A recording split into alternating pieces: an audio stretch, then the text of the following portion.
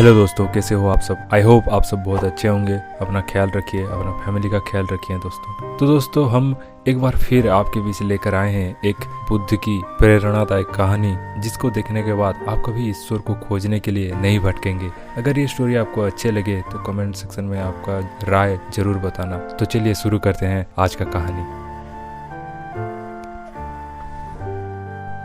ये कहानी उस वक्त की बात है जब गौतम बुद्ध इस धरती पर अवतरित थे। एक व्यक्ति जिसके पास धन दौलत की कोई कमी नहीं है, उसके साथ जीवन काटने वाली पत्नी और राम लक्ष्मण जैसे 2 बच्चे भी हैं। उसके पास सब कुछ है। फिर एक दिन उस व्यक्ति के मन में भगवान को पाने की लालसा जगी। उसने सोचा कि मैंने बहुत सारा धन कमा लिया, अब कभी धन की कमी नहीं आएगी, पर मेरे पास ईश्वर नहीं है, मुझे ईश्वर के दर्शन करने हैं। उस व्यक्ति ने ईश्वर खोजने की ठान ली। फिर उसने कई सारे मंदिरों और धर्म स्थानों का निर्माण करवाया, पर उससे ईश्वर के दर्शन नहीं हुए। फिर उसने दान पुण्य करना शुरू किया।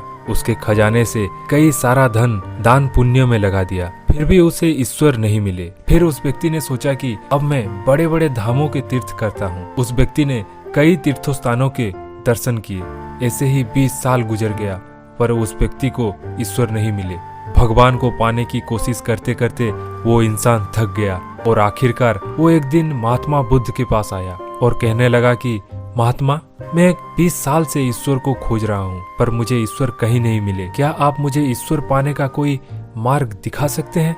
उस व्यक्ति की बात सुनकर महात्मा बुद्ध उससे पूछने लगे कि सुनो बालक, ईश्वर खोजना कोई बड़ी बात नहीं है, वो तो बड़ी आसानी से मिल जाते हैं। अच्छा, तुम ये बताओ कि ईश्वर को खोजने के लिए तुमने क्या क्या किया और कहाँ कहाँ खोजा?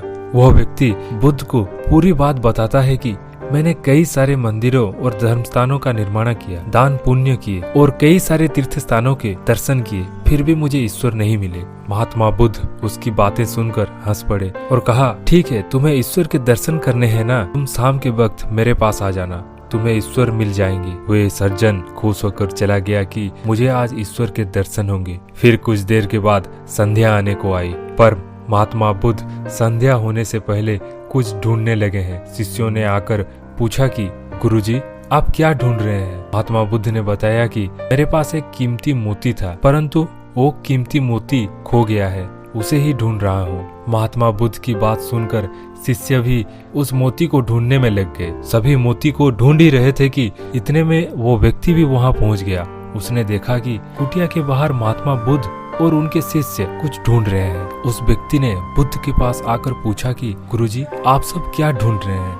महात्मा बुद्ध ने बताया कि मेरा कीमती मोती खो गया है, उसे ही ढूंढ रहे हैं।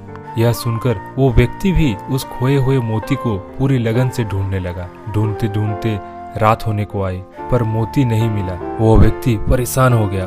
फिर महात्मा बुद्ध से पूछा कि गुरुजी, आपने आखिरी बार मोती को कहाँ देखा था? ठीक से याद कीजिए।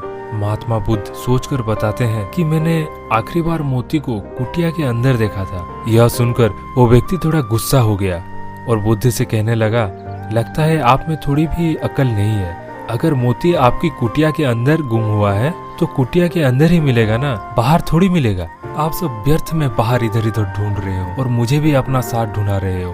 आप अपना तो समय व्यर्थ कर रहे हो, पर दूसरों का भी समय व्यर्थ कर रहे हो। फिर महात्मा बुद्ध उस व्यक्ति को सामने देखकर मुस्कुराने लगे। यह देखकर वो व्यक्ति बोला, महात्मा बुद्ध, आप हंस रहे हैं, मुझे कुछ समझ में नहीं आया। महात्मा बुद्ध बोले, बस मैं तुम्हें यहाँ बुलाकर यही तो समझाना चाहता था कि जिस ईश्वर को तुमने 20 सालों से बिना सोचे इधर उधर ढूंढ रहे हो, उसे तुमने कभी अपने अंदर की कुटिया में खोजा ही नहीं है। ईश्वर कभी खोजने से नहीं मिलते, उसके लिए तन मन पवित्र होना चाहिए, तभी ईश्वर के दर्शन होते हैं। अगर तुम ईश्वर के सच्चे दर्शन करना चाहते हो तो इधर उधर भटकना छोड़कर अपने अंतरात्मा में ध्यान लगाओ, ईश्वर तुम्हें वहीं मिलेंगे। अपने अंदर के ईश्वर को तुम देख लोगे तो हर जगह हर इंसान में तुम्हें बस ईश्वर ही दिखाई देंगे। महात्मा बुद्ध की अमृत भरी वाणी सुनकर उस व्यक्ति को अपनी गलती का एहसास हुआ और बुद्ध के चरणों में गिर गया और माफी मांगते हुए कहा कि मैं व्यर्थ में ही इधर उधर भटकता रहा, वास्तव में तो ईश्वर हमारे अंदर ही होते हैं। तो दोस्तों, ये कहानी आपको कैसा लगा कमेंट सेक्शन में लिखकर जरूर बताइए, और अच्छा लगा तो प्लीज लाइक कीजिए और कमेंट सेक्शन में अपना राय देना मत भूलिए। तो मिलते हैं और एक वीडियो में। Till then take care, bye bye.